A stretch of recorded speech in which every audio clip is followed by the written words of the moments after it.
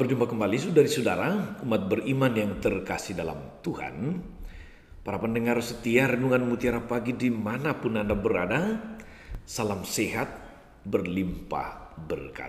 Hari Jumat, tanggal 18 Juni 2021, Shalom Agus CCSR mengajak saudara-saudara sekalian merenungkan hari ini Injil Matius bab 6 ayat 19 sampai 23. Dalam nama Bapa dan Putera dan Roh Kudus. Amin.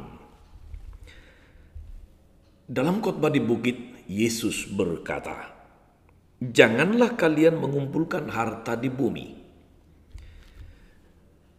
Ngengat dan karat akan merusakkannya, dan pencuri akan membongkar serta mencurinya. Tapi kumpulkanlah bagimu harta di surga. Di surga ngengat dan karat tidak merusakkannya, dan pencuri tidak membongkar serta mencurinya. Karena di mana hartamu berada, di situ hatimu berada. Mata adalah pelita tubuh. Jika matamu baik, teranglah seluruh tubuhmu. Jika matamu jahat, gelaplah seluruh tubuhmu. Jadi jika terang yang ada padamu gelap, betapa gelapnya kegelapan itu." Demikianlah Injil Tuhan. Bapak Ibu saudari-saudara, umat beriman terkasih dalam Tuhan kita Yesus Kristus, di mana hartamu berada, di situ pula hatimu berada. Demikian penegasan Yesus dalam perikop Injil hari Jumat ini. Saudari-saudara, mengapa Yesus mengatakan itu? Yesus melihat bahwa ada hubungan, ada kaitan yang erat antara harta duniawi dan hati.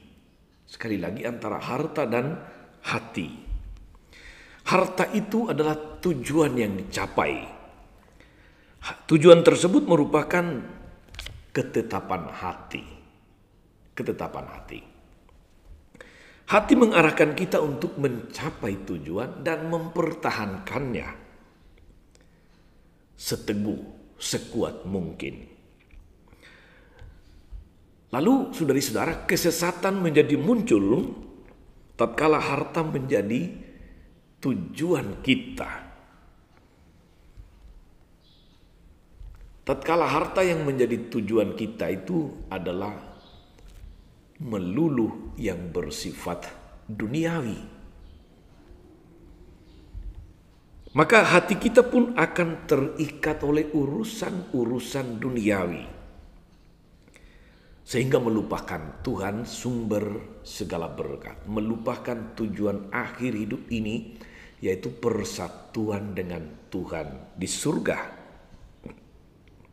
Karena itu Yesus mengingatkan kita saudari-saudara untuk mengejar tujuan rohani dari pencapaian-pencapaian kita di dunia ini.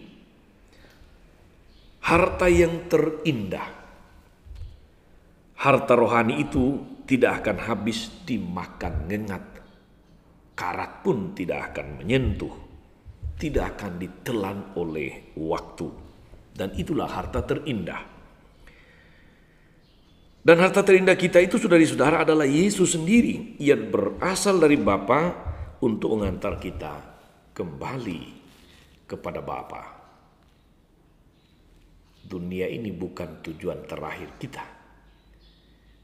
Dunia ini ibaratnya cuma terminal sebelum kita sampai ke tujuan yang sebenarnya. Namun saudara-saudari, kalau kita mau jujur, secara naluriah, secara manusiawi, seringkali kita sulit membedakan mana harta duniawi yang bertentangan dengan kehendak Tuhan, dan mana harta surgawi yang selaras dengan kehendak Allah. Untuk itulah mata kita perlu dicelikan, dibuka oleh Yesus. Tadi Yesus mengatakan di bagian akhir Injil, mata adalah pelita tubuh. Mata di sini lebih dalam arti mata hati, bukan mata fisik kita, hati nurani kita. Mata terang melambangkan kemurahan hati, mata gelap melambangkan kepicikan. Kemurahan hati dapat menjadikan harta duniawi itu, saudara-saudara, seluruh harta duniawi yang kita capai itu sebagai sarana keselamatan, sebagai sarana yang membawa kita ke surga.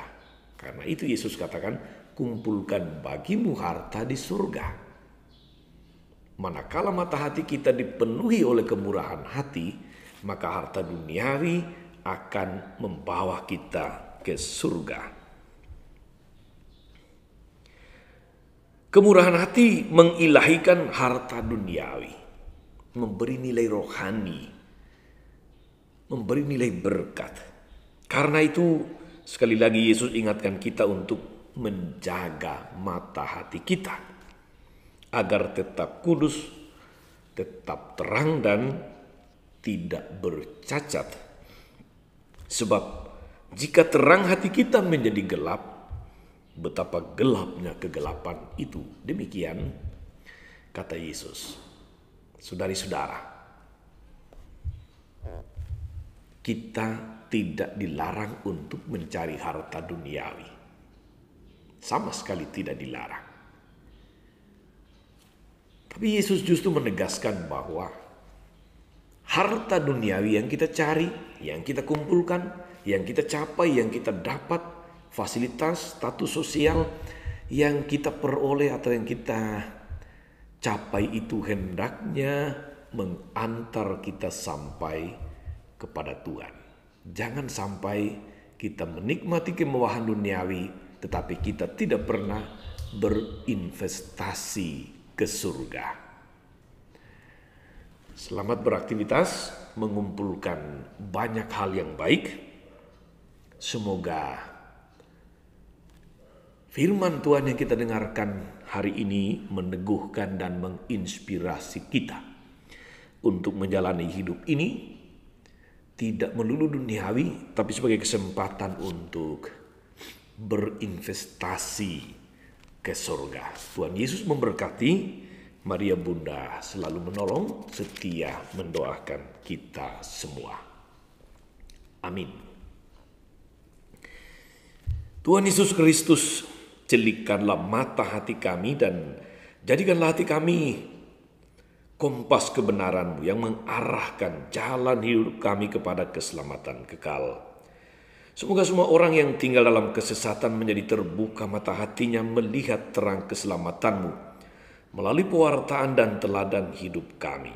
Mampukan kami Tuhan sepanjang hidup ini senantiasa mencari harta duniawi untuk investasi ke surga.